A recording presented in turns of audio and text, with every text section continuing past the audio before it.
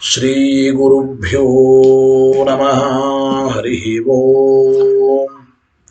ಶ್ರಿಯಪ್ಪತ್ತೇ ನಿತ್ಯ ಗಣಿತ ಗುಣಮಾಣಿಕ್ಯ ವಿಶದ ಪ್ರಭಾಜಾಲೋಲ್ಲಾಸೋಪಹತ ಸಕಲಾವದ್ಯತಮಸೆ ಜಗಜ್ಜನ್ಮಸ್ಥೇವ ಪ್ರಲಯ ರಚನಾಶೀಲವಪುಷೇ ನಮೋ ಶೇಷಾಮ್ನಾಯ ಸ್ಮೃತಿಹೃದಯದೀಪ್ತಾಯ ಹರಜೇ ಯೇನ ಪ್ರಾದುರಭಾವೆ ಭೂಮಿವದಯೇ ವ್ಯಸ್ತಾರಿಗೋ ಸಂತತಿ ಪ್ರಬೋಧಿಶ್ರುತಿ ಪಂಕಜಂ ಕರುಣಯಾ ಪ್ರಾಕಾಶೀತತ್ವಂ ಪರಂ ಧ್ವಂತಂ ಧ್ವಂಸಮನಾಯಿ ಸಾಧುನಿಕರಶ್ಚಾಕಾರಿ ಸನ್ಮಾರ್ಗಗಃ ತೇನೋ ವ್ಯಾಸದಿವಾಕರೇಣ ಸತತಂ ಮಾತ್ಯಾಜಿ ಮೇ ಮಾನಸಂ ವ್ಯಾಪ್ತಿರ್ಯಸ್ಯ ನಿಜೇ ನಿಜೇನ ಮಹಸ ಪಕ್ಷೇ ಸಪಕ್ಷೇ ಸ್ಥಿತಿಃ ವ್ಯಾವೃತ್ತಿಶ್ಚ ವಿಪಕ್ಷತ್ ತ್ವತ ಸಮಯೇ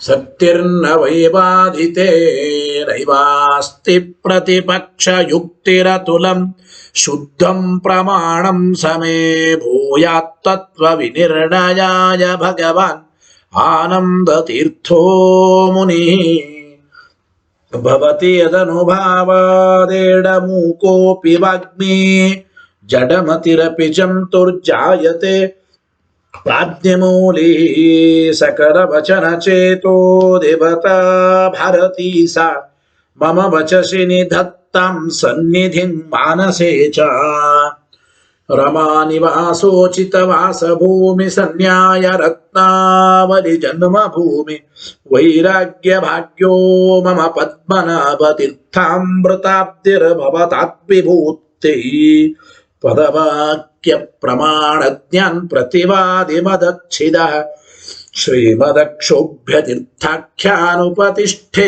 ಗುರುನ್ಮಮ ಶ್ರೀಮದಾನಂದ ತೀರ್ಥಾರ್ಯ ಸನ್ಮನಃ ಸರಸಿ ಭುವಿ ಅನುವ್ಯಾಖ್ಯಾನ ನಲಿನೇ ಚಂಚರೀಕತಿ ಮೇ ಮನಃ ನ ಶಬ್ದಾಬ್ದೌಗಾಢಾಃ ನ ಚ ನಿಗಮ ಚರ್ಚಾಸು ಚತುರಾಃ ನ ಚ ನ್ಯಾಯೇ ಪ್ರೌಢಾಃ ನ ಚ ವಿದಿತವೇದ್ಯ ಅಪಿ ವಯಂ ಪರಂ ಶ್ರೀಮತ್ಪೂರ್ಣ ಪ್ರಮತಿ ಗುರುಕಾರುಣ್ಯ ಸರಣಿ ಪ್ರಪನ್ನಾನಾನ್ಯಾ ಸ್ಮಃ ಕಿಮಪಿ ಚ ವದಂತೋಪಿ ಮಹತಾಂ ಭಗವತಾ ಬಾದರಾಯಣೇನ ಪ್ರಾಣಿನಾಂ ನಿಶ್ರೇಯಸಾಯ ಪ್ರಣೀತಮಪಿ ಬ್ರಹ್ಮಮೀಮಾಂಸಾಶಾಸ್ತ್ರಂ ಅಸಾಧು ನಿಬಂಧಂ ತತಮಸ ಅವಕುಂಠಿತತ್ವೇನ ಅಪ್ರಣೀತ ಮಿವ ಮನ್ಯಮಾನಃ ಭಗವಾನ್ ಆಚಾರ್ಯವರ್ಯಃ ಪಾರೀಪ್ಸಿತ ಭಾಷ್ಯಸ್ಯ ಅನುಭಾಷ್ಯಮಪಿ ಕರಿಷ್ಯನ್ ವಿಲೀನ ಪ್ರಕೃತಿತಯಾ ಸ್ವಯಮಂತರಾಯ ವಿದುರೋಪಿ ಅನವರತಮೀಶ್ವರ ಪ್ರವಣಕಾಯ ಕರ್ಣರುತ್ತಿರಪಿ ನಾರಾಯಣ ಪ್ರಣಾಮಾದಿಕಂ ಪಾರೀಪ್ಸಿತಸ್ಯ ಅನಂತರಾಯ ಪರಿಸಮಾಪ್ತೇಃ ಪ್ರಚಯಸ್ಯ ಚ ಹೇತುತಯಾ ಅವಗೀತ ಶಿಷ್ಟಾಚಾರ ಪರಂಪರಾದಿನ ಅವಗತಂ ಅವಶ್ಯಂ ಕರಣೀಯಂ ಶಿಷ್ಯಾನ್ ಗ್ರಾಹಯಿತುಂ ಗ್ರಂಥಾದೌ ನಿಬದ್ಧಾತಿ ನಾರಾಯಣಮಿತಿ ನಾರಾಯಣಂ ನಿಖಿಲ ಪೂರ್ಣ ಗುಣೈಕದೇಹಂ ನಿರ್ದೋಷಮಾಪ್ಯದಮಮಪ್ಯಖಿಲೈ ಸುವಾಕ್ಯೈಃ ಅಸ್ಯೋದ್ಭವಾದಿದಮಶೇಷ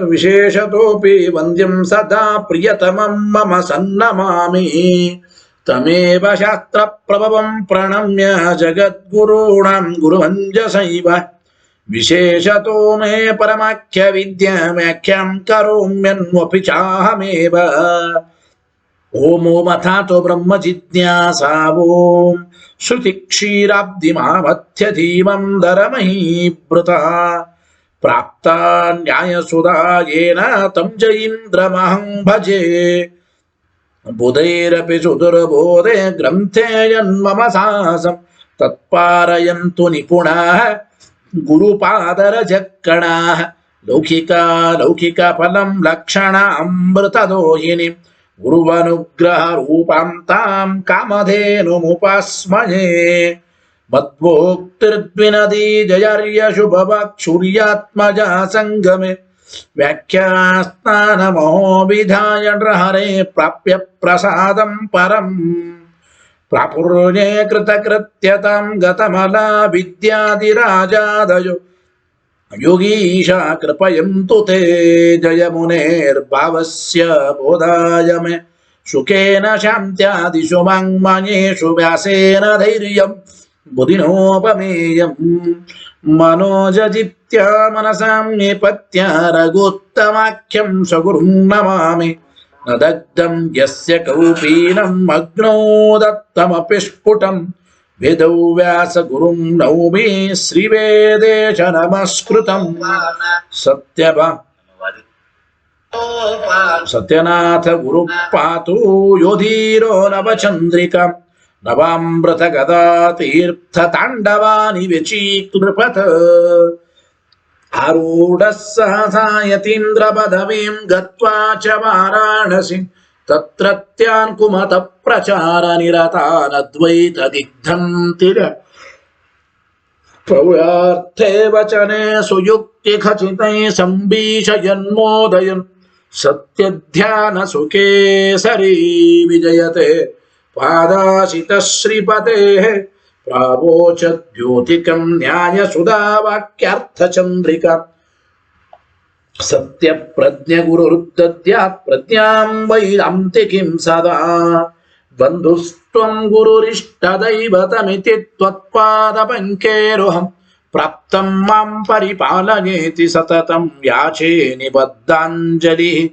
ಚಿತ್ತಂ ಮದ್ಗುಣದೋಷ ಚಿಂತನ ವಿದೋ ನೂನಂ ಮನಾಕ್ಮಾಕೃತಾಃ ಸತ್ಯಾಭಿಜ್ಞ ಗುರೋಸ್ತ್ವದಂಗ್ರಿಯುಗಲಂ ಹಿತ್ವಾ ನಮೇ ಸದ್ಗತಿ ಸತ್ಯಾಭಿಜ್ಞಕರಾಬ್ಜೋತ್ಥಾನ್ ಪಂಚಾಶದ್ವರ್ಷ ಪೂಜಕಾನ್ ಸತ್ಯ ಪ್ರಮೋದ ತೀರ್ಥಾರ್ಯಾನ್ ನೌಮಿನ್ಯಾಯ ಸುಧಾರತಾನ್ ವೇದೇಶ ಮುನಿ ಸತ್ಪಾದ ಸೇವಾ ಸಂಪ್ರಾಪ್ತ ವೈಭವಾನ್ ಯಾದವಾರ್ಯಾನ್ ವರಸುಧಾ ಟೀಕಾಕಾರಾನ್ ವಯಂ ನುಮಃ ಪೃಥ್ವೀ ಮಂಡಲ ಮಧ್ಯಸ್ಥಾಃ ಪೂರ್ಣಬೋಧ ಮತಾನುಗಾಃ ವೈಷ್ಣವಾ ವಿಷ್ಣುಹೃದಯಾಃ ತನ್ನಮಸ್ಸೆ ಗುರುನ್ ಮಮ ಅಪಾದಮೌಲಿ ಪರ್ಯಂತಂ ಗುರುಣಾಮಾಕೃತಿಂ ಸ್ಮರೇತ್ ತೇನ ವಿಘ್ನಾಃ ಪ್ರಣಶ್ಯಂತೆ ಸಿದ್ಧ್ಯಂತಿ ಚ ಮನೋರಥಾಃ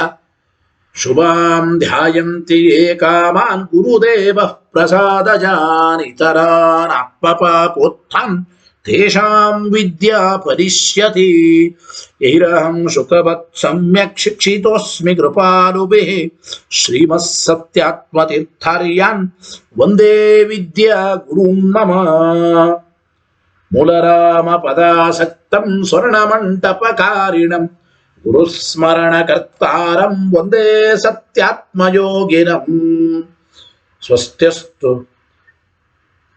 ಸ್ವಸ್ತ್ಯಸ್ತು ಸತಾಮಖಿಲ ಸನ್ಮಂಗಲಾನಿ ಭವಂತು ಶ್ರೀ ಗುರುಭ್ಯೋ ನಮಃ ಹರಿ ಓಂ.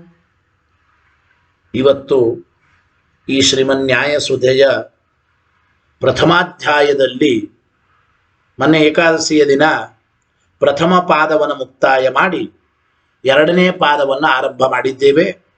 ಎರಡನೇ ಪಾದದಲ್ಲಿ ಮೊದಲನೇ ಅಧಿಕರಣ ಸರ್ವಗತತ್ವಾಧಿಕರಣ. ಸರ್ವಗತತ್ವಾಧಿಕರಣದಲ್ಲಿ ಪ್ರಧಾನ ವಿಷಯ ಅನ್ಯತ್ರ ಪ್ರಸಿದ್ಧವಾದ ಲಿಂಗಾತ್ಮಕವಾದ ಶಬ್ದಗಳನ್ನು ನಾವು ಪರಮಾತ್ಮನಲ್ಲಿ ಸಮನ್ವಯ ಮಾಡ್ತಾ ಇದ್ದೇವೆ ಅಂತ ಆಚಾರ್ಯರು ಹೇಳಿದರು. ಲಿಂಗಾತ್ಮಕಾನಾಂ ಶಬ್ದಾನಾಂ ವೃತ್ತಿರ್ನಾರಾಯಣೇ ಪರೇ ಚಿಂತ್ಯತೆ ಅಂತ ಹೇಳಿದ್ರು. ಮುಂದೆ ಬರ್ತದೆ ಶ್ಲೋಕ. ಚಿಂತ್ಯತೆ ಸರ್ವಗತ್ವಂತೋ ಪ್ರಥಮಂ ಪ್ರವಿಚಾರ್ಯತೆ ಎಂಬ ಮಾತನ್ನು ಹೇಳಿದ್ದ. ಅಂದ್ರೆ ವೃತ್ತಿರ್ನಾರಾಯಣೇ ಪರೇ, ಪರೇ ಮುಖ್ಯನಾದ ನಾರಾಯಣನಲ್ಲಿ ವೃತ್ತಿ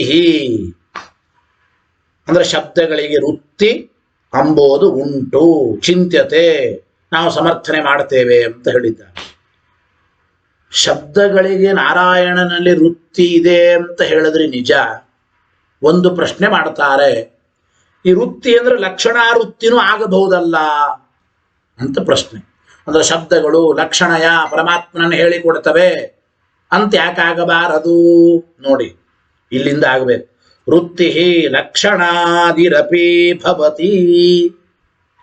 ಲಿಂಗಾತ್ಮಕವಾದ ಶಬ್ದಗಳಿಗೆ ನಾರಾಯಣನಲ್ಲಿ ವೃತ್ತಿ ಇದೆ ಅಂತಂದರೆ ವೃತ್ತಿ ಅಂದರೆ ಲಕ್ಷಣಾವೃತ್ತಿನೂ ಆಗಬಹುದು. ಶಬ್ದಗಳಿಗೆ ವೃತ್ತಿಯು ವಿಚಾರ ಮಾಡಲ್ಪಡುತ್ತದೆ. ಶಬ್ದಗಳಿಗೆ ನಾರಾಯಣನಲ್ಲಿ ಹೇಳುವ ವೃತ್ತಿಯು ವಿಚಾರ ಮಾಡಲ್ಪಡುತ್ತದೆ. ಆ ಶಬ್ದಗಳ ವೃತ್ತಿ ಅಂದ್ರೆ ಲಕ್ಷಣಾವೃತ್ತಿಯಿಂದಲೂ ಕೂಡ ಶಬ್ದಗಳು ನಾರಾಯಣನನ್ನ ಹೇಳಿಕೊಡ್ತವೆ ಅಂತ ಆಗಬಹುದಲ್ಲ ಅಂತ ಶಂಕೆ ಬಂದ್ರೆ, ಇತ್ಯತಃ ಪರೇ ಮುಖ್ಯಾರ್ಥ ಇತ್ಯುಕ್ತಂ. ಅದಕ್ಕೆ ಅಲ್ಲಿ ಪರೇ ಮುಖ್ಯಾರ್ಥ ಅಂದ್ರು. ವೃತ್ತಿರ್ನಾರಾಯಣೇ ಪರೇ ಎಂಬ ಮಾತನ್ನು ಹೇಳಿದ್ದಾರೆ. ನೋಡಿ, ಅದಕ್ಕೆ ಉತ್ತರವನ್ನು ಕೊಡ್ತಾ ಇದ್ದಾರೆ. ಪರೇ ಅಂತ ಅಂದ್ರೆ ಪರೇ ಮುಖ್ಯಾರ್ಥವಾದ ಪರಮಾತ್ಮನಲ್ಲಿ ಅಂದ್ರೆ ಪರೇ ವೃತ್ತಿ ಚಿಂತ್ಯತೆ ಅಂತೆ ಅರ್ಥ. ಅಲ್ಲಿ ಪರೇ ಎಂಬ ಶಬ್ದಕ್ಕೆ ಅರ್ಥ ಏನಪ್ಪ ಅಂತಂದ್ರೆ ಮುಖ್ಯಾರ್ಥದಲ್ಲಿ ಅಂದ್ರೆ ಮುಖ್ಯಾರ್ಥನಾದ ನಾರಾಯಣನಲ್ಲಿ ಶಬ್ದಾನಾಂ ವೃತ್ತಿ ಚಿಂತ್ಯತೆ ಎಂಬ ಮಾತನ್ನು ಹೇಳ್ತಾ ಇದ್ದಾರೆ. ಅದರ ಮುಖ್ಯಾರ್ಥವಾದ ನಾರಾಯಣನಲ್ಲಿ ಶಬ್ದಗಳಿಗೆ ವೃತ್ತಿಯನ್ನ ವಿಚಾರ ಮಾಡುತ್ತೇವೆ, ವಿಚಾರ ಮಾಡಲ್ಪಡುತ್ತದೆ ಅಂತ ಹೇಳಿದ್ದೇವೆ. ಯಾಕೆಂದ್ರೆ ನೋಡಿ, ಮುಖ್ಯಾರ್ಥದಲ್ಲಿ ಲಕ್ಷಣ ಇರೋದಕ್ಕೆ ಸಾಧ್ಯವಿಲ್ಲ ಎಂಬ ಮಾತನ್ನು ಹೇಳ್ತಾ, ಮುಖ್ಯಾರ್ಥದಲ್ಲಿ ಲಕ್ಷಣ ಇರೋದಕ್ಕೆ ಸಾಧ್ಯವಿಲ್ಲ. ತಥಾಚ ಮುಖ್ಯ ವೃತ್ತಿ ಇತಿ ಲಭ್ಯತೆ. ಈಗ ಗಂಗಾಪದದ ಮುಖ್ಯಾರ್ಥ ಪ್ರವಾಹ. ಪ್ರವಾಹದಲ್ಲಿ ನಾವು ಲಕ್ಷಣ ಮಾಡ್ತೇವೇನೋ? ಇಲ್ಲ. ಗಂಗಾಪದದ ಅಮುಖ್ಯವಾದ ತೀರದಲ್ಲಿ ಗಂಗಾಪದಕ್ಕೆ ಲಕ್ಷಣ ಮಾಡ್ತೇವೆ ಹೊರತು ಈಗ ವೃತ್ತಿರ್ ನಾರಾಯಣೇ ಪರೇ, ಪರೇ ಮುಖ್ಯಾರ್ಥನಾದ ನಾರಾಯಣೇ, ನಾರಾಯಣನಲ್ಲಿ ಶಬ್ದಾನಾಂ ವೃತ್ತಿ ಚಿಂತ್ಯತೆ ಅಂತ ಅಭಿಪ್ರಾಯ.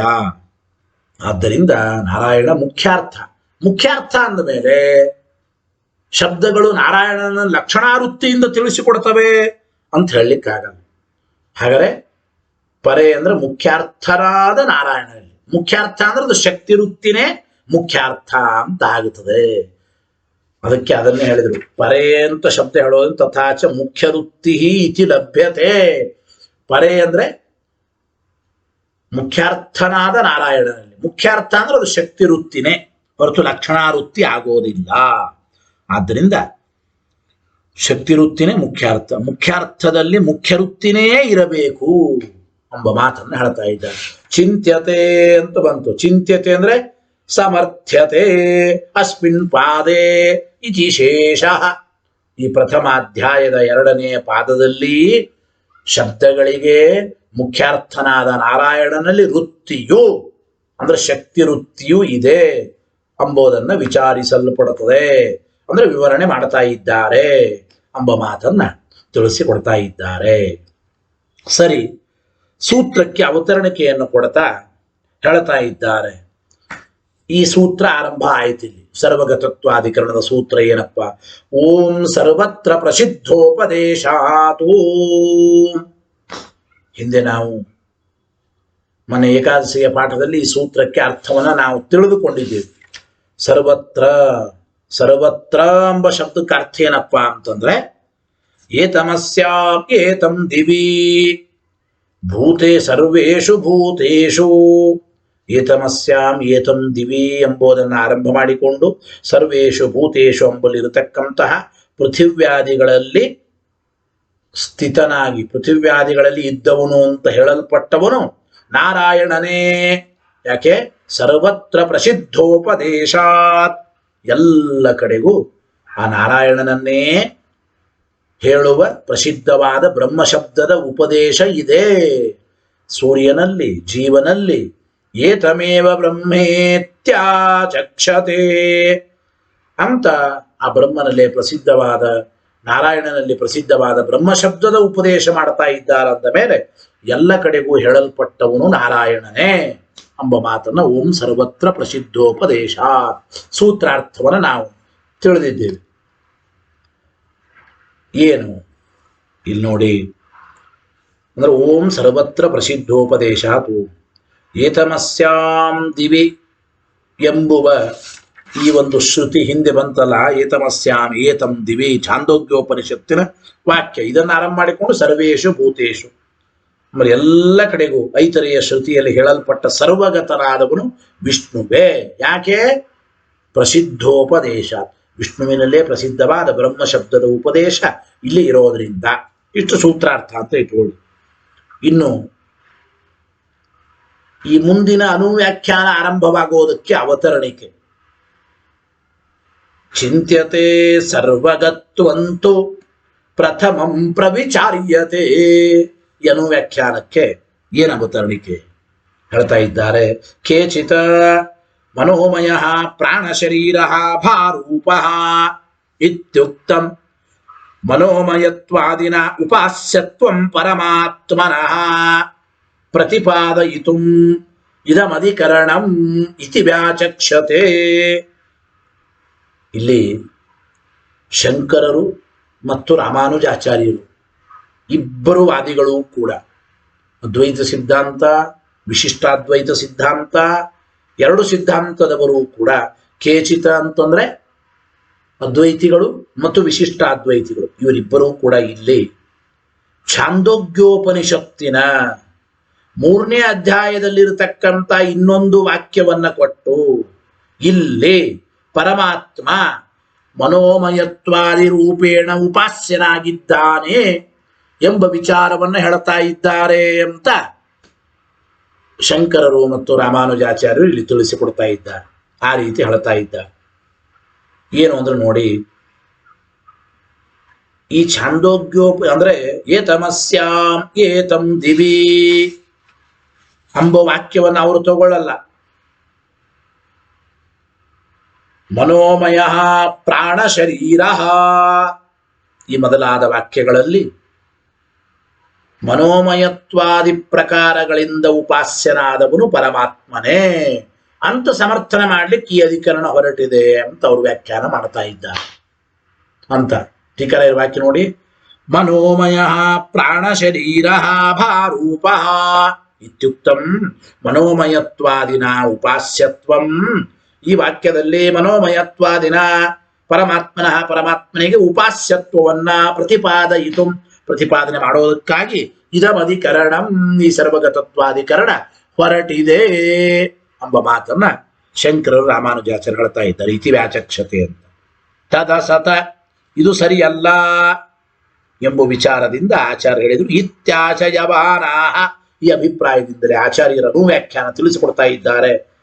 ಚಿಂತ್ಯತೆ ಸರ್ವಗತ್ವಂತೋ ಪ್ರಥಮಂ ಪ್ರವಿಚಾರ್ಯತೆ. ನೋಡಿ ಇಲ್ಲಿ ಪ್ರಥಮಂ ಸರ್ವಗತ್ವಂತು ಪ್ರವಿಚಾರ್ಯತೆ ತಿಳಿಸಿಕೊಡ್ತಾ ಇದ್ದಾರೆ. ಈ ಅನುವ್ಯಾಖ್ಯಾನದಲ್ಲಿ ಅಂದ್ರೆ ಈ ಸರ್ವಗತತ್ವಾಧಿಕರಣದಲ್ಲಿ ಮೊದಲು ಸರ್ವಗತತ್ವ ಎಂಬ ಲಿಂಗವನ್ನೇ ವಿಷ್ಣುವಿನಲ್ಲಿ ಸಮರ್ಥನೆ ಮಾಡ್ತಾ ಇದ್ದಾರೆ ಹೊರತು ಪರಮಾತ್ಮ ಮನೋಮಯತ್ವಾದಿನ ರೂಪೇಣ ಉಪಾಸ್ಯನಾಗಿದ್ದಾನೆ ಎಂಬ ವಿಚಾರ ಹೇಳ್ತಾ ಇಲ್ಲ. ಸರ್ವಗತ್ವ ಅಂದ್ರೆ ಪರಮಾತ್ಮನ ಸರ್ವಗತತ್ವವನ್ನೇ ಇಲ್ಲಿ ಮೊದಲಿಗೆ ವಿಷ್ಣುವಿಗೆ ಸಮರ್ಥನೆ ಮಾಡ್ತಾ ಇದ್ದಾರೆ ಅಂತ ತಿಳಿಯಬೇಕು. ಗೊತ್ತಾಯಿತು? ಪ್ರಥಮಂ ಮೊದಲಿಗೆ ಸರ್ವಗತ್ವಂತು ತೂ ಶಬ್ದ ಕೇವಕಾರ ಅಂದ್ರೆ ಈ ಸರ್ವಗತತ್ವಾಧಿಕರಣದಲ್ಲಿ ಸರ್ವಗತತ್ವವನ್ನೇ ಪ್ರಥಮಂ ಪ್ರವಿಚಾರ್ಯತೆ ಮೊದಲಿಗೆ ಹೇಳ್ತಾ ಇದ್ದಾರೆ ಅಂತ ಇಷ್ಟು ಅರ್ಥ ಶ್ಲೋಕಕ್ಕೆ. ತು ಶಬ್ದ ಅವಧಾರಣೆ ನಾ ಹೇಳಿದೆ. ತು ಎಂಬ ಶಬ್ದಕ್ಕೆ ಏವ ಶಬ್ದದ ಅರ್ಥ. ತು ಶಬ್ದ ಅವಧಾರಣೆ. ಸರ್ವಗತ್ವಂತು ಅಂದ್ರೆ ಅಲ್ಲಿ ಹೇಳ್ತಾ ಈ ಚಿಂತ್ಯತೆ ಸರ್ವಗತ್ವಂತು ಅಂದ್ರೆ ಸರ್ವಗತ್ವಮೇವ ಪ್ರಥಮಂ ಪ್ರವಿಚಾರ್ಯತೆ. ಆ ರೀತಿಯಾಗಿ ಅನ್ವಯವನ್ನ ನಾವು ಸ್ವೀಕಾರ ಮಾಡೋಣ. ಹೇಳ್ತಾ ಇದ್ದಾರೆ. ಏತಮಸ್ಯಾಂ ಏತಂ ದಿವಿ ಇತ್ಯಾದಿ ವಾಕ್ಯೋಕ್ತಂ ಸರ್ವಗತತ್ವಮೇವ ಅತ್ರ ಪಾದೆ ಪ್ರಥಮಂ ಪರಮೇಶ್ವರಸ್ಯ ಸಮರ್ಥ್ಯತೆ. ಅರ್ಥ ಬರೀತಾ ಇದ್ದಾರೆ ನೋಡಿ. ಏತಮಸ್ಯಾಂ ಏತಂ ದಿವಿ ಈ ಮೊದಲಾದ ಛಾಂದೋಗ್ಯೋಪನಿಷತ್ತಿನ ವಾಕ್ಯಗಳಲ್ಲಿ ಹೇಳಲ್ಪಟ್ಟ ಸರ್ವಗತತ್ವ ಎಂಬ ಲಿಂಗವನ್ನೇ ಸರ್ವಗತ್ವಂತು ಸರ್ವಗತತ್ವಮೇವ ಸರ್ವಗತತ್ವಮೇವ ಅತ್ರ ಪಾದೆ ಈ ಒಂದು ಎರಡನೇ ಪಾದದ ಆರಂಭದ ಅಧಿಕರಣದಲ್ಲಿ ಹೇಳ್ತಾ ಇದ್ದಾರೆ. ಎರಡನೇ ಪಾದದ ಒಂದು ಅಧಿಕರಣದಲ್ಲಿ ಹೇಳ್ತಾ ಇದ್ದಾರೆ ಎಂಬ ಮಾತನ್ನು ತಿಳಿಸಿಕೊಡ್ತಾ ಇದ್ದಾರೆ. ಗೊತ್ತಾಯಿತೋ ಇಲ್ಲ? ಅಂದ್ರೆ ಬೇರೆ ಯಾವುದೋ ವಿಷಯವನ್ನ ಇಲ್ಲಿ ಸಮರ್ಥನೆ ಮಾಡ್ತಾ ಇಲ್ಲ. ಸರ್ವಗತತ್ವ ಎಂಬ ಲಿಂಗವನ್ನೇ ಪರಮೇಶ್ವರನಿಗೆ ಸಮರ್ಥನೆ ಮಾಡ್ತಾ ಇದ್ದಾರೆ. ಈ ಒಂದು ಎರಡನೇ ಪಾದದ ಮೊದಲನೇ ಅಧಿಕರಣದಲ್ಲಿ ನತು ಮನೋಮಯತ್ವಾದಿನ ಉಪಾಸ್ಯತ್ವಮಿತ್ಯರ್ಥ. ಪರಮಾತ್ಮ ಮನೋಮಯತ್ವಾದಿನ ಉಪಾಸ್ಯನಾಗಿದ್ದಾನೆ ಅಂತ ಇಲ್ಲೇನು ಆ ವಿಷಯವನ್ನು ಏನು ಹೇಳ್ತಾ ಇಲ್ಲ ಅಂದ್ರು. ಮತ್ತು ಸತ್ಯಕಾಮತ್ವಾದಿ ಪರಮೇಶ್ವರ ಧರ್ಮಾಣ ಸ್ಫುಟ ಪ್ರತಿಭಾಸತ್ವೇನ ಸಂದೇಹಾದ್ಯನುಪಪತ್ತೇ ಇತಿ ಭಾವ. ಇನ್ನೊಂದು ಮಾತಾಡ್ತಾ ಇದ್ದಾರೆ, ಹಂಗಲ್ರಿ. ಈ ಛಾಂದೋಗ್ಯೋಪನಿಷತ್ತಿನಲ್ಲಿ ಅಂದ್ರೆ ಏತಮಸ್ಯಾಂ ಏತಂ ದಿವಿ ಈ ವಾಕ್ಯಗಳಲ್ಲಿ ಸತ್ಯ ಸಂಕಲ್ಪತ್ವಾದಿ ಧರ್ಮಗಳನ್ನು ಹೇಳ್ತಾ ಇದ್ದಾರಲ್ಲ. ಸತ್ಯ ಸಂಕಲ್ಪತ್ವಾದಿ ಧರ್ಮಗಳಿರೋದ್ರಿಂದ ಮನೋಮಯ ಅಂದ್ರೆ ಪರಮಾತ್ಮ ಅಂತೆ ತಿಳಿಯಿರಿ ಅಂತ ಹೇಳ್ತಾ ಇದ್ದಾರೆ. ಅಂದ್ರೆ ಹಾಗಲ್ಲ ಅಂದ್ರು. ಹೌದು, ಸತ್ಯ ಸಂಕಲ್ಪತ್ವಾದಿ ಧರ್ಮಗಳು ಅವು ಸ್ಪಷ್ಟವಾಗಿ ತೋರ್ತಾ ಇವೆ. ಸತ್ಯ ಸಂಕಲ್ಪತ್ವಾದಿ ಧರ್ಮಗಳನ್ನು ಸಮರ್ಥನೆ ಮಾಡುವ ಅವಶ್ಯಕತೆನೇ ಇಲ್ಲ ಅಂದ್ರು. ಹೀಗಾಗಪ್ಪ, ಯಾತಕ್ಕೆ? ಈ ಸತ್ಯ ಸಂಕಲ್ಪತ್ವಾದಿ ಧರ್ಮಗಳು ಪರಬ್ರಹ್ಮನನ್ನ ಪರಮಾತ್ಮನನ್ನು ಬಿಟ್ಟು ಬೇರೆ ಕಡೆ ಇರೋದಕ್ಕೆ ಸಾಧ್ಯವೇ ಇಲ್ಲ.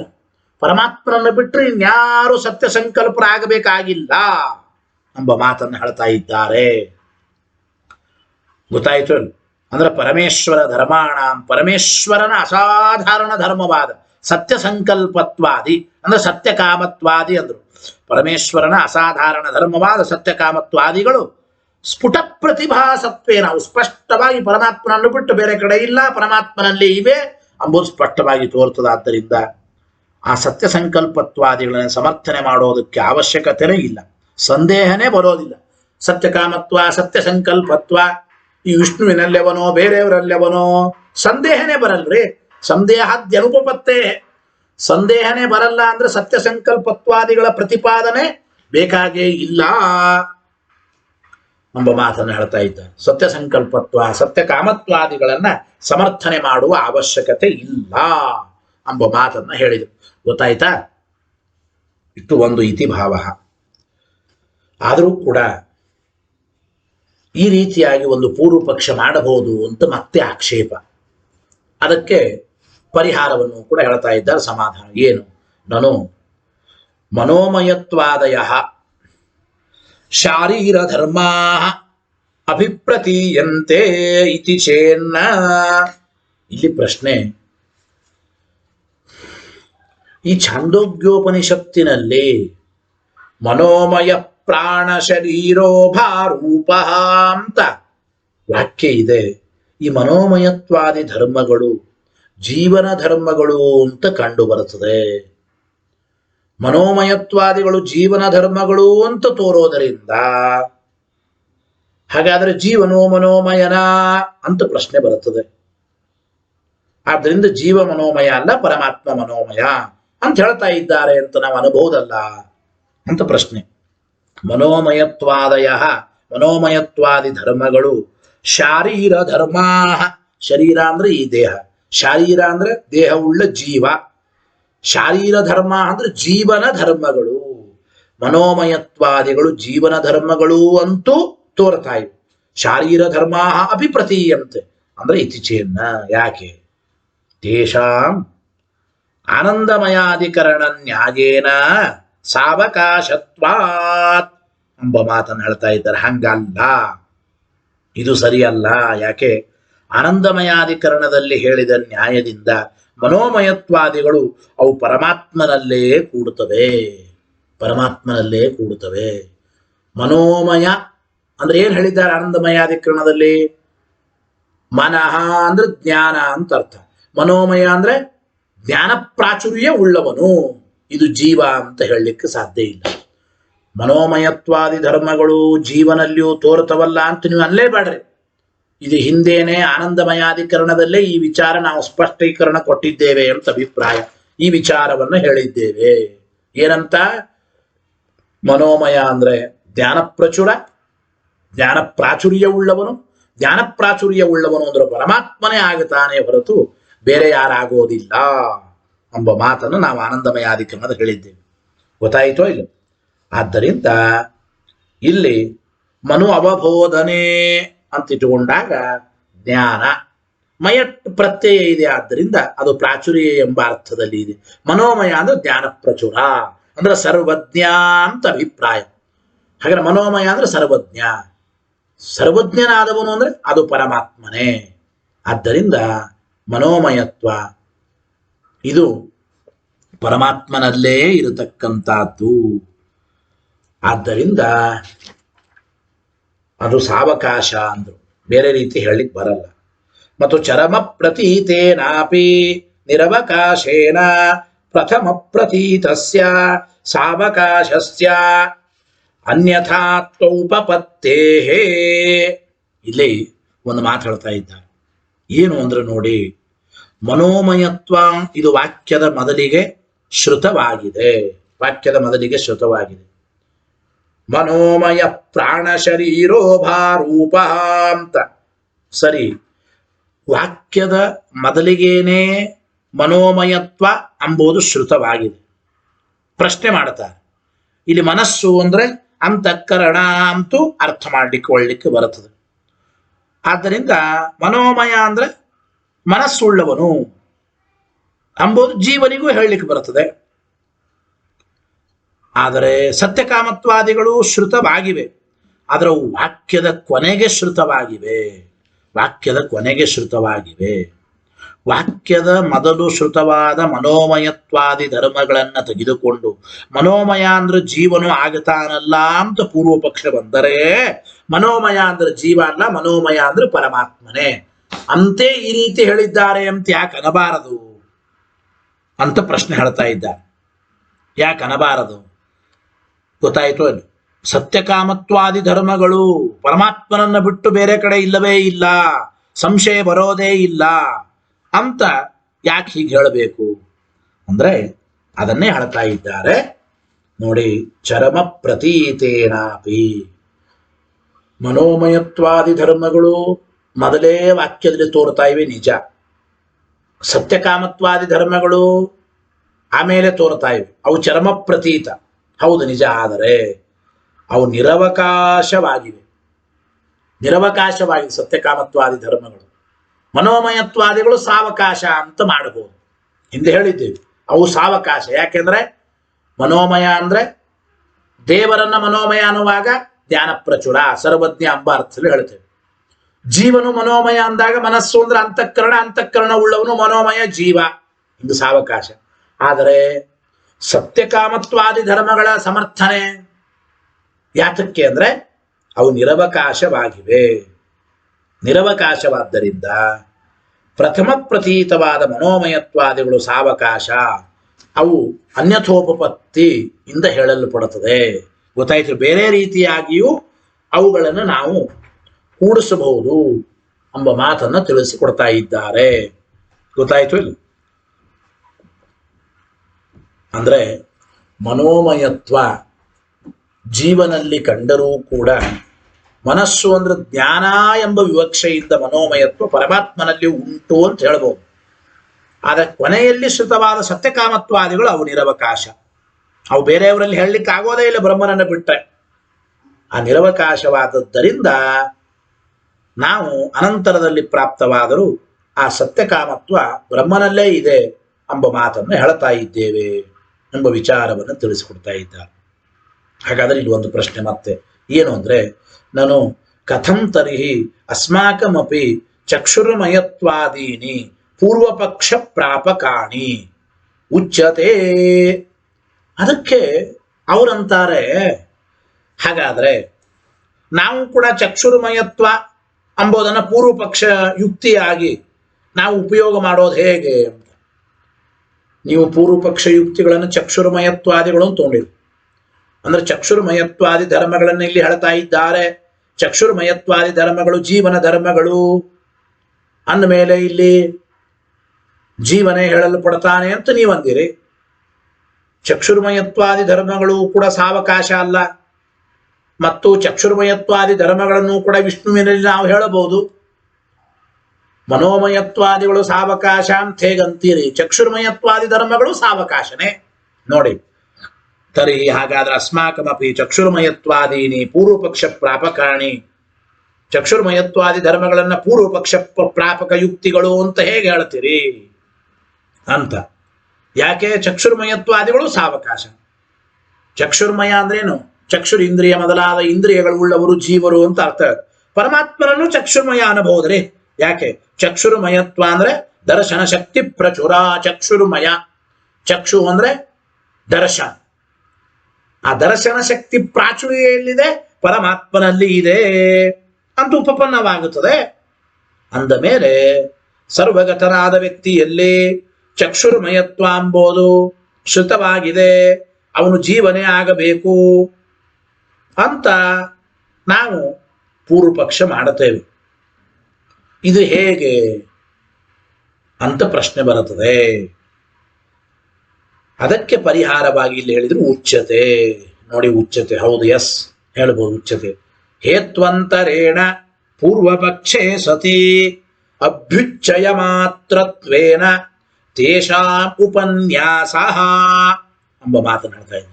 ಅಂದ್ರೆ ಇಲ್ಲಿ ಸ್ವತಂತ್ರವಾಗಿ ಚಕ್ಷುರ್ಮಯತ್ವದಿಂದ ಪೂರ್ವಪಕ್ಷವನ್ನು ನಾವು ಮಾಡೋದಿಲ್ಲ. ಅಂದ್ರೆ ನಾವು ಅವ್ರಿಗೆ ಹೇಳಿದ್ದರ ಮೇಲೆ ತಿರುಗಿ ನಮಗೆ ಅವರು ಪ್ರಶ್ನೆ ಮಾಡಿದ್ರು. ನಾವೇನು ಹೇಳಿದ್ದೇವೆ ಅವರಿಗೆ?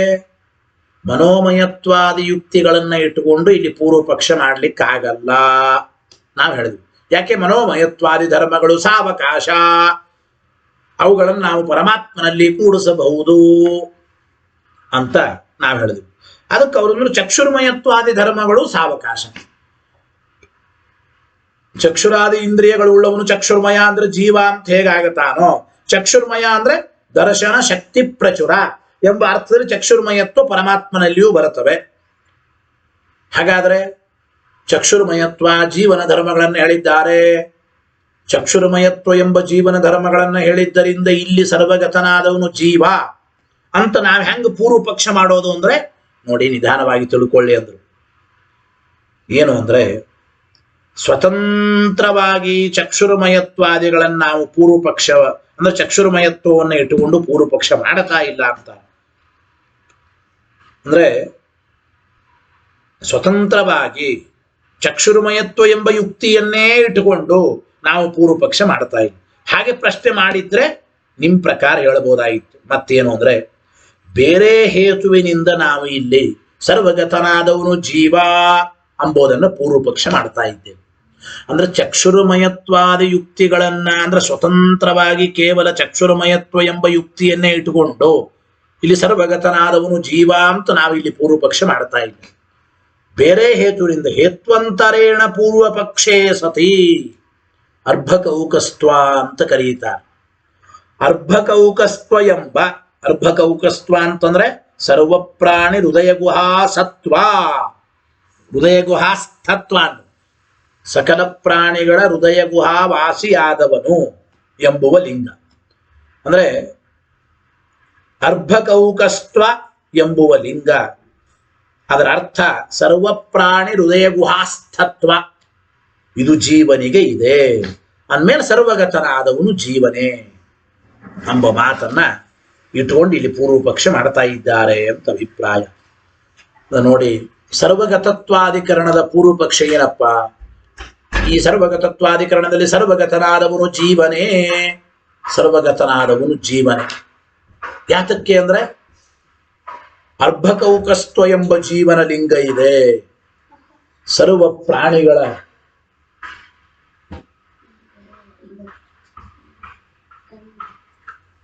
ಸರ್ವ ಪ್ರಾಣಿಗಳ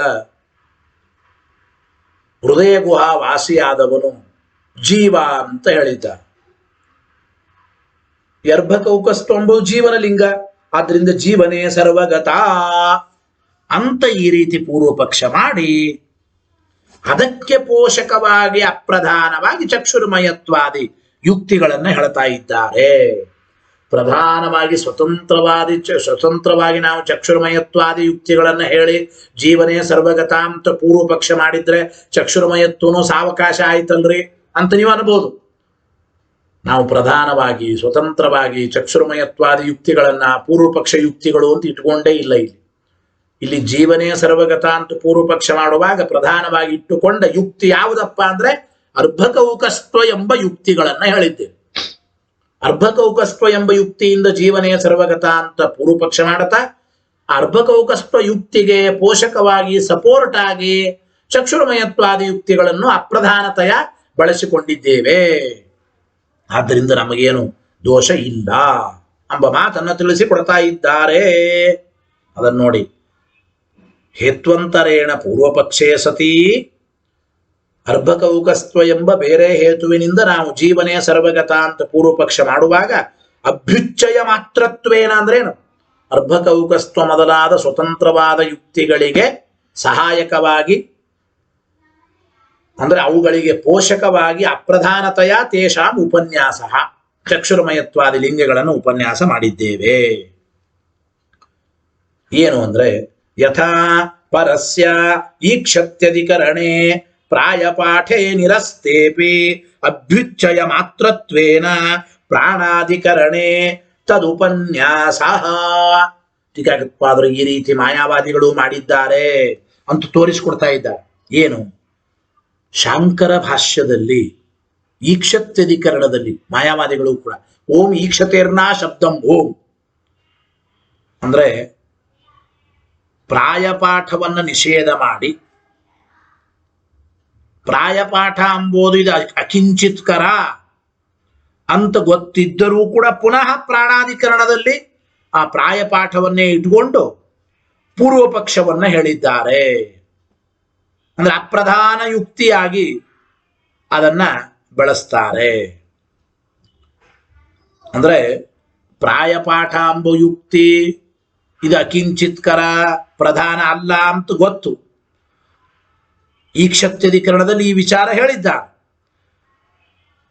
ಆದರೆ ಪ್ರಾಣಾಧಿಕರಣದಲ್ಲಿ ಶಾಂಕರ ಭಾಷ್ಯದಲ್ಲಿಯೂ ಕೂಡ ಮತ್ತೆ ಆ ಪ್ರಾಯಪಾಠವನ್ನೇ ಅಪ್ರಧಾನ ಯುಕ್ತಿಯನ್ನಾಗಿ ಬಳಸ್ತಾರೆ. ಹಾಗೆ ನಾವು ಕೂಡ ಇಲ್ಲಿ ಚಕ್ಷುರ್ಮಯತ್ವಾದಿ ಯುಕ್ತಿಗಳನ್ನ ಅಪ್ರಧಾನತೆಯ ಬಳಸಿಕೊಂಡಿದ್ದೇವೆ. ಪ್ರಧಾನ ಪೂರ್ವ ಪಕ್ಷ ಯುಕ್ತಿ ಅರ್ಭಕೌಕಸ್ತ್ವ, ಅದಕ್ಕೆ ಪೋಷಕವಾಗಿ ನಾವು ಹೇಳ್ತಾ ಇದ್ದೇವೆ ಎಂಬ ಮಾತನ್ನ ತಿಳಿಸಿದ್ರು. ಸರಿ, ಹಾಗಾದ್ರೆ ಇಲ್ಲಿ ಏನು ಪ್ರಶ್ನೆ ಬಂತು? ಒಟ್ಟು ಮುಖ್ಯ,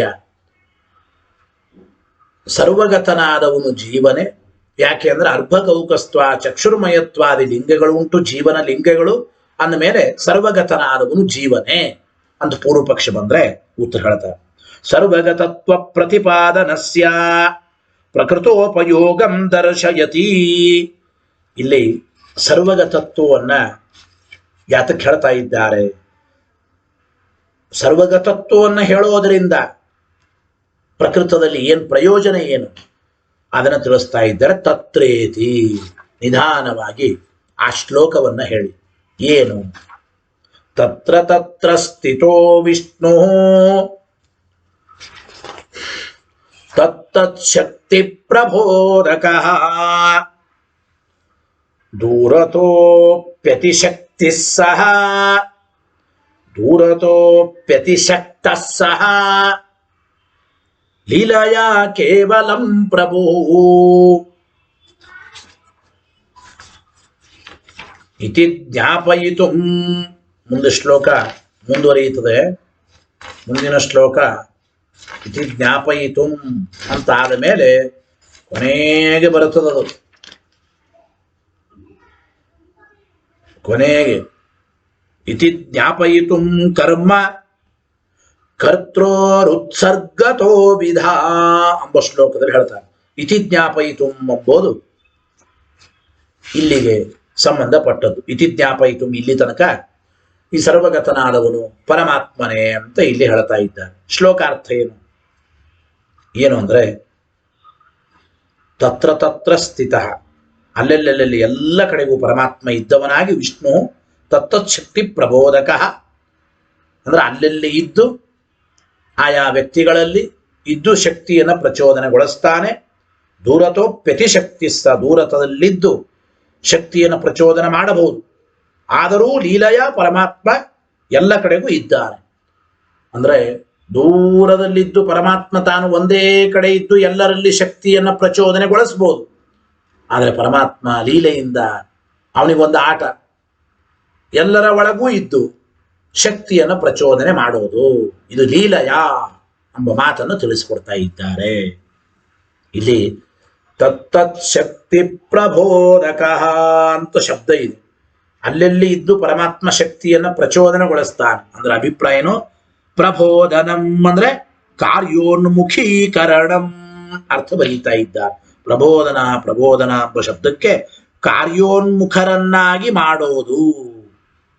ಇಲ್ಲಿ ಪ್ರಶ್ನೆ, ತತ್ ಕಿಂ ದೂರೇ ಸ್ಥಿತ ಶಕ್ತಿ ಪ್ರಬೋಧನೆ ನ ಶಕ್ತಃ ಏನ ತತ್ರ ತತ್ರ ತಿಷ್ಠತಿ ಇತ್ಯತಃ ಉಕ್ತಂ. ಈ ಒಂದು ಪ್ರಶ್ನೆ ಬರುತ್ತದೆ. ಇಲ್ರಿ, ಪರಮಾತ್ಮನಿಗೆ ತಾನು ಒಂದು ಕಡೆ ಇದ್ದು ದೂರದಿಂದಲೇ ಎಲ್ಲರಿಗೂ ಶಕ್ತಿಯನ್ನ ಕೊಡುವ, ಶಕ್ತಿಯನ್ನು ನೀಡುವ, ಅಂದ್ರೆ ಪರಮಾತ್ಮ ತಾನೊಬ್ಬನೇ ದೂರದಲ್ಲಿ ಇದ್ದು ಎಲ್ಲರಿಗೂ ಕೂಡ ಶಕ್ತಿಯನ್ನು ಪ್ರಚೋದನೆ ಮಾಡುವ ಒಂದು ಶಕ್ತಿ ಸಾಮರ್ಥ್ಯ ದೇವರಿಗಿಲ್ಲವಾ? ತಾನು ಒಂದೇ ಕಡೆ ದೂರದಲ್ಲಿದ್ದು ಎಲ್ಲರಿಗೂ ಶಕ್ತಿಯನ್ನು ಪ್ರಚೋದನೆ ಮಾಡುವ ಶಕ್ತಿ ಉಳ್ಳವನಲ್ಲ ಅಂತಾಗಿದ್ರೆ ಪ್ರತ್ಯೇಕವಾಗಿ ಒಬ್ಬೊಬ್ಬರಲ್ಲಿ ಇದ್ದು ಶಕ್ತಿಯನ್ನು ಪ್ರಚೋದನೆ ಮಾಡುತ್ತಾನೆ ಅಂತ ಹೇಳಬೇಕು. ಹೇಗೆ ನೋಡಿ, ತತ್ಕಿಂ ಅಂತ ಪ್ರಶ್ನೆ ಅದು. ದೂರೇ ಸ್ಥಿತ ಸನ್, ದೂರದಲ್ಲಿ ಪರಮಾತ್ಮ ಇದ್ದು ಶಕ್ತಿ ಪ್ರಬೋಧನೆ ನ ಶಕ್ತಃ ಕಿಂ, ಪ್ರಶ್ನೆ ಅದು. ದೂರದಲ್ಲಿದ್ದು ಆ ಪರಮಾತ್ಮ ಎಲ್ಲರಿಗೂ ಕೂಡ ಶಕ್ತಿಯನ್ನು ಪ್ರಚೋದನೆ ಮಾಡೋದಕ್ಕೆ ಸಮರ್ಥನಲ್ಲವಾ? ಏನ ಹಂಗಾಗಿದ್ರೆ, ದೂರದಲ್ಲಿದ್ದು ಒಬ್ಬನೇ ಪರಮಾತ್ಮ ಎಲ್ಲರಿಗೂ ಶಕ್ತಿಯನ್ನು ಪ್ರಚೋದನೆ ಮಾಡುವ ಸಾಮರ್ಥ್ಯ ಉಳ್ಳವನಲ್ಲ ಅಂತಾಗಿದ್ರೆ ತತ್ರ ತತ್ರ ತಿಷ್ಠತಿ, ಅಲ್ಲೆಲ್ಲಿ ಇದ್ದು ಪ್ರತ್ಯೇಕವಾಗಿ ಒಬ್ಬೊಬ್ಬರಿಗೆ ಶಕ್ತಿಯನ್ನು ಪ್ರಚೋದನೆ ಮಾಡ್ತಾನೆ ಅಂತ ಹೇಳಬಹುದಾ? ಅಂದ್ರೆ ಇತ್ಯತಃ ಉಕ್ತಂ. ಈ ಪ್ರಶ್ನೆಗೆ ಉತ್ತರ ಹೇಳಿದ್ರು, ದೂರತೋಪ್ಯತಿಶಕ್ತ ಸಹ ವಿಲಯ ಕೇವಲಂ ಪ್ರಭು ಎಂಬ ಮಾತನಾಡ. ದೂರತೋಪಿ ಬರೀತಾರ ನೋಡ್ರಿ, ಯದ್ಯಪಿ ಸಹ ಪ್ರಭು. ಈ ಪ್ರಭು ಶಬ್ದ ಯಾಕೆ ಇಟ್ಟಿದ್ದಾರೆ ಗೊತ್ತೇನು? ಸರ್ವ ಸಮರ್ಥನಾದ ವ್ಯಕ್ತಿಗೆ ಪ್ರಭು ಅಂತ ಕರೀತಾರೆ. ಕರ್ತುಂ ಅಕರ್ತುಂ ಅನ್ಯಥಾ ಕರ್ತುಮಪಿ ಸಮರ್ಥ, ಅಚಿಂತ್ಯದ್ಭುತ ಶಕ್ತಿ ಉಳ್ಳ ವ್ಯಕ್ತಿಗೆ ಪ್ರಭು ಅಂತ ಕರೆಯೋದು. ಪ್ರಭುಗಳು, ಮಹಾರಾಜರು ಏನು ಬೇಕಾದ್ದನ್ನು ಮಾಡಬಹುದು. ಪರಮಾತ್ಮ ಹಾಗೆ ಯಾವಾಗ ಬೇಕಾದರೂ ಏನು ಬೇಕಾದರೂ ಮಾಡಬಹುದು. ಬೈತ ಯದ್ಯಪಿ ಸಹ ಪ್ರಭು ವಿಷ್ಣು, ಆ ಸರ್ವಸಮರ್ಥನಾದ ವಿಷ್ಣು, ದೂರತೋಪಿ ತತ್ತಶಕ್ತಿ ಪ್ರಬೋಧನೆ ಅತಿಶಕ್ತ. ನೋಡಿ, ಅತಿಶಕ್ತ ಅಂತ ಶಬ್ದ ಬಳಸ್ತಾರೆ. ದೂರತೋಪ್ಯತಿಶಕ್ತ ಸಹ ವಿಷ್ಣು, ದೂರತೋಪಿ ಸ್ಥಿತ ಸನ್, ದೂರದಲ್ಲಿಯೂ ಇದ್ದು ಅಲ್ಲೆಲ್ಲಿ ಎಲ್ಲರಿಗೂ ಶಕ್ತಿಯನ್ನ ಪ್ರಚೋದನೆಗೊಳಿಸೋದಕ್ಕೆ ಅತಿಶಕ್ತ, ಅತ್ಯಂತ ಸಮರ್ಥನಾಗಿದ್ದಾನೆ. ತಥಾಪಿ ಕೇವಲಂ ಲೀಲೆಯ ತತ್ರ ತತ್ರ ಸ್ಥಿತ ತತ್ತತ್ ಶಕ್ತಿನಾಂ ಪ್ರಬೋಧಕ ಭವತಿ. ಲೀಲೆಯ ಪರಮಾತ್ಮ ಆಟ ಆಡ್ತಾ ಸುಮ್ಮನೆ ಅವರೆಲ್ಲರೊಳಗೂ ಇದ್ದು ಶಕ್ತಿಯನ್ನು ಪ್ರಚೋದನೆಗೊಳಿಸ್ತಾನೆ. ಇತಿ ಜ್ಞಾಪಯಿತು, ಇದನ್ನ ತಿಳಿಸುವ ಸಲುವಾಗಿ ಸರ್ವಗತತ್ವಂ ಇಹ ಪ್ರವಿಚಾರ್ಯತೆ ಇತಿ ಸಂಬಂಧ. ಈ ವಿಚಾರವನ್ನು ತಿಳಿಸೋದಕ್ಕಾಗಿ ಇಲ್ಲಿ ಸರ್ವಗತತ್ವವನ್ನ ವಿಚಾರ ಮಾಡ್ತಾ ಇದ್ದಾರೆ. ಇಲ್ಲಿ ಸರ್ವಗತತ್ವವನ್ನು ವಿಚಾರ ಮಾಡ್ತಾ ಇದ್ದಾರೆ ಎಂಬ ಮಾತನ್ನ ನಾವು ಚಿಂತನೆ ಮಾಡಬೇಕು ಅಂತ ತಿಳಿಯಬೇಕು. ಗೊತ್ತಾಯಿತೋ ಇಲ್ಲ? ಒಟ್ಟು ಏನ್ ಹೇಳದಂಗಾಯ್ತಪ್ಪ ಹಾಗಾರೆ? ಏತದುಕ್ತಂ ಭವತಿ, ಇಷ್ಟು ಹೇಳದಂಗಾಯ್ತು. ಏನು ಅಂದ್ರೆ, ಹಿಂದಿನ ಅಧಿಕರಣದಲ್ಲಿ ಸ್ವನಿರ್ಗಮ ಪ್ರವೇಶಾಭ್ಯಾಂ ದೇಹಪಾತ ಉತ್ಥಾಪನಂ ಇತ್ಯಾದ್ಯಾಹ ಮುಖ್ಯ ಪ್ರಾಣಾದಿ ಶಕ್ತಯಃ ತದಂತರ್ಗತ ಭಗವದಾಯತ್ತಾಹ ಇತಿ ಪ್ರಾಗುಕ್ತಂ. ಪೂರ್ವ ಪಕ್ಷಿಗಳು ಹೀಗೆ ಪ್ರಶ್ನೆ ಮಾಡಿದರೆ ಹೀಗೆ ಉತ್ತರ. ಇಲ್ಲಿ ಒಟ್ಟು ಏನು ಹೇಳದಂಗಾಯಿತು ಬರೀತಾ ಇದ್ದ ಈ ಸರ್ವಗತತ್ವಾಧಿಕರಣದ ಆರಂಭದಲ್ಲಿ. ಅಂದರೆ ಹಿಂದಿನ ಅಧಿಕರಣದಲ್ಲಿ ಪಾದಾಂತ್ಯ ಪ್ರಾಣಾಧಿಕರಣದಲ್ಲಿ ಒಂದು ವಿಚಾರ ಬಂತು. ಸ್ವನಿರ್ಗಮ ಆಯಾ ತತ್ವಾಭಿಮಾನಿ ದೇವತೆಗಳು ಈ ದೇಹದಿಂದ ಹೊರಬಂದರು. ಆವಾಗ ದೇಹಪಾತ, ದೇಹ ಬಿತ್ತು. ಸ್ವಪ್ರವೇಶಾಭ್ಯಾಂ ಅಂದ್ರೆ ಮೊದಲು ಇಲ್ಲಿ ಮುಖ್ಯ ಪ್ರಾಣನಿಗೆ ನಾವು ಸ್ವೀಕಾರ ಮುಖ್ಯವಾಗಿ ಪರಮಾತ್ಮ ಅಂತ ಇಟ್ಕೋಣ. ಪರಮಾತ್ಮ ಹೊರಗೆ ಬಂದಾಗ ದೇಹ ಬಿತ್ತು, ಪರಮಾತ್ಮ ಪ್ರವೇಶ ಮಾಡಿದ ಮೇಲೆ ದೇಹ ಎದ್ದು ನಿಂತಿತು. ಅಥವಾ ಮುಖ್ಯ ಪ್ರಾಣ ದೇವರಿಗೆ ಹೇಳಿದ್ದಾರೆ, ಮುಖ್ಯ ಪ್ರಾಣ ದೇಹದಿಂದ ಹೊರಗೆ ಬಂದಾಗ ದೇಹ ಬಿತ್ತು, ಮುಖ್ಯ ಪ್ರಾಣ ದೇಹದಲ್ಲಿ ಪ್ರವೇಶ ಮಾಡಿದ್ರೆ ಮತ್ತೆ ದೇಹ ಎದ್ದಿತು. ಹೀಗೆ ನೋಡಿ, ಸ್ವನಿರ್ಗಮ ಪ್ರವೇಶಾಭ್ಯ ದೇಹಪಾತ ಉತ್ಥಾಪನಂ ಇತ್ಯಾದ್ಯಾಹ ಇದೇ ಮೊದಲಾದ ಲಿಂಗಗಳು ಇವು ಮುಖ್ಯ ಪ್ರಾಣನ ಶಕ್ತಿಗಳು ಅಂತಂದ್ರೆ ಇವು ಕೇವಲ ಮುಖ್ಯ ಪ್ರಾಣನಲ್ಲಿ ಇರುವ ಶಕ್ತಿಗಳಲ್ಲ. ಅಂದ್ರೆ ದೇಹಪಾತ, ದೇಹದ ಉತ್ಥಾಪನ ಇದೆಲ್ಲ ಮಾಡಿಸೋದು ಕೇವಲ ಮುಖ್ಯ ಪ್ರಾಣ ಮಾತ್ರ ಅಲ್ಲ. ತದಂತರ್ಗತ ಭಗವದ್ ಆಯತ್ತಾಹ ಈ ಶಕ್ತಿಗಳು ಏನು ಮುಖ್ಯ ಪ್ರಾಣನಲ್ಲಿ ಉಂಟೋ ಆ ಮುಖ್ಯ ಪ್ರಾಣಾಂತರ್ಗತನಾದ ಪರಮಾತ್ಮನ ಅಧೀನವಾದ ಶಕ್ತಿಗಳೇ, ಪರಮಾತ್ಮನ ಅಧೀನವಾದ ಶಕ್ತಿಗಳೇ ಮುಖ್ಯ ಪ್ರಾಣನಿಗಿವೆ ಅಂತಂದ ಮೇಲೆ ಇಲ್ಲಿ ಹೇಳಲ್ಪಟ್ಟ ಪ್ರಾಣ ಎಂಬ ಶಬ್ದದಿಂದ ಪರಮಾತ್ಮನೇ ವಾಚ್ಯ ಅಂತ ಹಿಂದೆ ನಾವು ಹೇಳಿದ್ದೇವೆ, ಸಿದ್ಧಾಂತ ಮಾಡಿದ್ದೇವೆ. ತದನುಪಪನ್ನಂ ಇದು ಸರಿಯಲ್ಲ ಅಂತ ಮತ್ತೆ ಪೂರ್ವ ಪಕ್ಷ. ಯಾಕೆ? ಭಗವತಃ ಸರ್ವಗತತ್ವ ಅಭಾವಾತ್ ಅಂತ ಪೂರ್ವ ಪಕ್ಷ ಬರುತ್ತದೆ. ನೋಡಿ, ಮುಖ್ಯ ಪ್ರಾಣ ಎಲ್ಲರ ಒಳಗೂ ಇದ್ದಾನೆ. ಅವನು ಪ್ರವೇಶ ಮಾಡದ ಮೇಲೆ ಆ ಜೀವನ ವ್ಯಾಪಾರ, ಮುಖ್ಯ ಪ್ರಾಣ ಹೊರ ಬಂದ ಮೇಲೆ ಜೀವನ ವ್ಯಾಪಾರ ನಿಂತು ಹೋಗುವುದು, ದೇಹ ಬೀಳುತ್ತದೆ. ಇದು ಮುಖ್ಯ ಪ್ರಾಣನ ಲಿಂಗವೇ. ಇಲ್ಲ ಈ ಎಲ್ಲಾ ಲಿಂಗಗಳು ಮುಖ್ಯ ಪ್ರಾಣನ ಅಂತರ್ಗತನಾದ ಪರಮಾತ್ಮನಿಗೆ ಅಂತ ನೀವಂದ್ರೆ ಇದು ಸರಿ ಹೋಗಲ್ಲ. ಯಾಕೆ? ಆ ಪರಮಾತ್ಮ ಸರ್ವಗತ ಅಲ್ರಿ. ಭಗವಂತ ಸರ್ವಗತ ಅಂತಾಗಿದ್ರೆ ಈ ಪ್ರವೇಶ ನಿರ್ಗಮ ಮಾಡಿದಾಗ ದೇಹಪಾತವಾಗುವುದು, ಉತ್ಥಾಪನವಾಗುವುದು ಇವೆಲ್ಲ ಪರಮಾತ್ಮ ಮಾಡಿಸ್ತಾನೆ ಅಂತ ಹೇಳಬಹುದು. ಪರಮಾತ್ಮ ಏನು ಸರ್ವಗತ ಅಲ್ಲ, ಸರ್ವಗತ ಅಲ್ಲ. ಶಾಸ್ತ್ರೈಕ ಸಮಧಿಗಮ್ಯಂ ಖಲು ತತ ಈ ಸರ್ವಗತತ್ವ ಅಂಬೋದು ಏನು ಉಂಟಲ್ಲ ಇದು ಶಾಸ್ತ್ರೈಕ ಸಮಧಿಗಮ್ಯ. ಶಾಸ್ತ್ರೈಕ ಸಮಧಿಗಮ್ಯ ಶಾಸ್ತ್ರಂಚ. ಹಾಗಾದ್ರೆ ಸರ್ವಗತತ್ವ ದೇವರಿಗಿಲ್ಲ. ಸರ್ವಗತತ್ವ ದೇವರಿಗಿಲ್ಲ ಅಂತ ಹೆಂಗೆ ತಿಳಿಯೋದು ನೋಡ್ರಿ? ಸರ್ವಗತತ್ವ ಎದರಿಂದ ತಿಳಿಯಬೇಕು? ಶಾಸ್ತ್ರದಿಂದ ಸರ್ವಗತತ್ವ ತಿಳಿಯಬೇಕು. ಶಾಸ್ತ್ರವಾದರೂ ಸರ್ವಗತತ್ವ ಯಾರಿಗೆ ಹೇಳುತ್ತದೆ? ಶಾಸ್ತ್ರಂಚ ಏತಮಸ್ಯಾಂ ಏತಂ ದಿವೇ ಇತ್ಯಾದಿಕಂ. ಈ ವಾಕ್ಯದಲ್ಲಿ ಛಾಂದೋಗ್ಯೋಪನಿಷತ್ತಿನಲ್ಲಿ ಅನ್ಯ ಪರಂ ಈ ಸರ್ವಗತತ್ವ ಜೀವನಿಗೆ ಹೇಳುತ್ತಾ ಇದೆ. ಏತಮಸ್ಯಾಂ ಏತಂ ದಿವಿ ಎಂಬುವ ಈ ಛಾಂದೋಗ್ಯೋಪನಿಷತ್ತಿನ ವಾಕ್ಯದಿಂದ ಸರ್ವಗತರಾದವರು ಅರ್ಭಕೌಕಸ್ತ್ವಾದಿ ಲಿಂಗಗಳು ಜೀವನಿಗೆ ಇವೆ. ಜೀವನೇ ಸರ್ವಗತ ಇತ್ಯಾಶಂಕ್ಯ.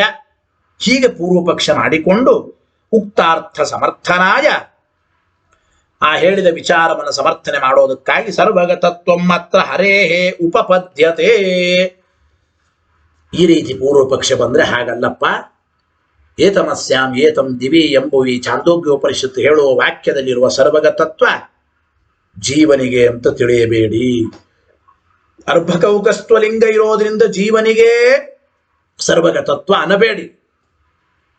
ಈ ಎಲ್ಲ ಲಿಂಗಗಳು ಮುಖ್ಯವಾಗಿ ಪರಮಾತ್ಮನ ಲಿಂಗಗಳೇ ಅಂತ ಹೇಳುವ ಮೂಲಕ ಇಲ್ಲಿ ಸರ್ವಗತನಾದವನು ವಿಷ್ಣುವೇ ಎಂಬುದನ್ನು ಉಪಪದ್ಯತೆ ಸಮರ್ಥನೆ ಮಾಡ್ತಾ ಇದ್ದಾರೆ ಎಂಬ ವಿಚಾರವನ್ನ. ಅಂದ್ರೆ ತತ್ರ ಈ ಶ್ಲೋಕ ಯಾಕೆ ಹೊರಡ್ತು ಅಂತಂದ್ರೆ ಅದನ್ನು ಹೇಳಿದ್ರು. ತತ್ರ ತತ್ರ ಸ್ಥಿತೋ ವಿಷ್ಣು ತತ್ತತ್ ಶಕ್ತಿ ಪ್ರಬೋಧಕ. ಈ ಶ್ಲೋಕದಿಂದ ಸರ್ವಗತನಾದವನು ಜೀವ ಅಲ್ಲ, ಪರಮಾತ್ಮನೇ. ದೂರತೋಪ್ಯತಿಶಕ್ತ ಸಹ ಅಂತ ಹೇಳ್ತಾ ಲೀಲಯ ಕೇವಲಂ ಪ್ರಭು ಎಲ್ಲರ ಒಳಗಿದ್ದು ಆಯಾ ಶಕ್ತಿಯನ್ನು ಪ್ರಚೋದನೆಗೊಳಿಸ್ತಕ್ಕಂಥವನು ಭಗವಂತನೇ. ಭಗವಂತನೇ ಸರ್ವಗತ, ಜೀವ ಅಲ್ಲ ಎಂಬ ವಿಚಾರವನ್ನು ಹೇಳ್ತಾ ಇದ್ದಾರೆ. ಮತ್ತು ಇನ್ನೊಂದು ಮಾತು, ಪ್ರಕೃತಕ್ಕೆ ಉಪಯೋಗ ಏನು ಇದು ಒಂದು ಹೇಳಿದ್ರು. ಅಂದ್ರೆ ತತ್ರ ತತ್ರ ಸ್ಥಿತೋ ವಿಷ್ಣು ಎಂಬ ಅನುವ್ಯಾಖ್ಯಾನ ಹೊರಡೋದಕ್ಕೆ ಕಾರಣ ಏನು? ಈ ರೀತಿ ಪೂರ್ವ ಪಕ್ಷ, ಇದಕ್ಕೆ ಸಿದ್ಧಾಂತ. ಇನ್ನು ಆ ಶ್ಲೋಕ ಹೊರಡೋದಕ್ಕೆ ಪ್ರಕೃತವಾದ ಉಪಯೋಗ ಎರಡನೇ ರೀತಿ, ಮೂರನೇ ರೀತಿ, 4, 5, 6 ಹೀಗೆ ಹೇಳ್ತಾ ಹೋಗ್ತಾರೆ. 6 ರೀತಿ ಆ ಶ್ಲೋಕದ ಪ್ರಯೋಜನವನ್ನು ತಿಳಿಸಿಕೊಡ್ತಾ ಇದ್ದಾರೆ. ಆ ಎರಡನೆಯ ಪ್ರಕೃತೋಪಯೋಗದ ವಿಚಾರವನ್ನು ಮತ್ತೆ ನಾಳೆ ನೇರವಾಗಿ ಶ್ರೀಮಠದಲ್ಲಿ ಪಾಠ ಇದೆ, ಕೇಳೋಣ ಅಂತ ಹೇಳ್ತಾ, ಹರಯೇ ನಮಃ. ಶ್ರೀಕೃಷ್ಣ ಅರ್ಪಣಮಸ್ತು. ಅನೇನ ಭಾವಿ ಯತ್ ಪುಣ್ಯಂ ತದಾಪ್ನೋತು ಗುರುರ್ಮಮ. ಮಧ್ವೇಶಾರ್ಪಣಮಸ್ತು.